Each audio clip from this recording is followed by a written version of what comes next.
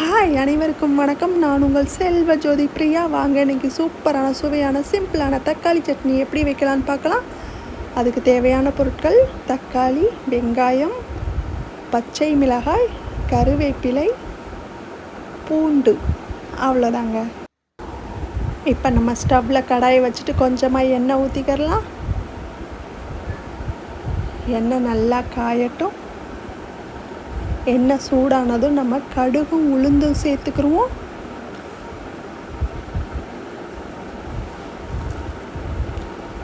கடுகு நல்லா வெடித்ததும் நம்ம நறுக்கி வச்சுருக்கிற வெங்காயத்தை சேர்த்துக்கலாம்.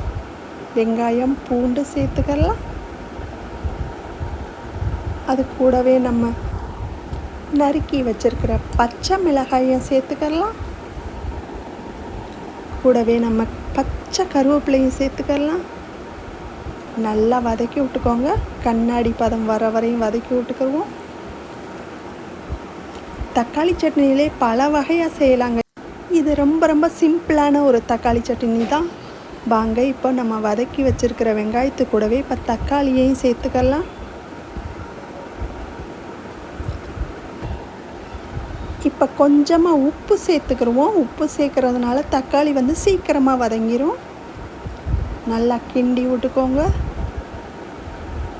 அவ்வளோதாங்க, சூப்பராக வெந்துருச்சு பாருங்கள்.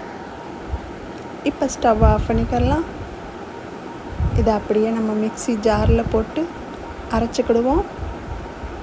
அரைச்சாச்சு பாருங்கள். சூப்பரான சுவையான தக்காளி சட்னி ரெடி ஆயிடுச்சு. ரொம்ப ரொம்ப சிம்பிளானது. ஃபஸ்ட்டு ஸ்டேஜ் தக்காளி சட்னி இது தாங்க. குழந்தைங்களுக்கு லஞ்ச் பாக்ஸுக்கு தக்காளி சட்னி சூப்பராக ரெடி ஆயிடுச்சு பாருங்கள். மீண்டும் உங்களை அடுத்த வீடியோவில் சந்திக்கிறேன். பாய். வேறு ஒரு தக்காளி சட்னியோட சந்திக்கிறேன்.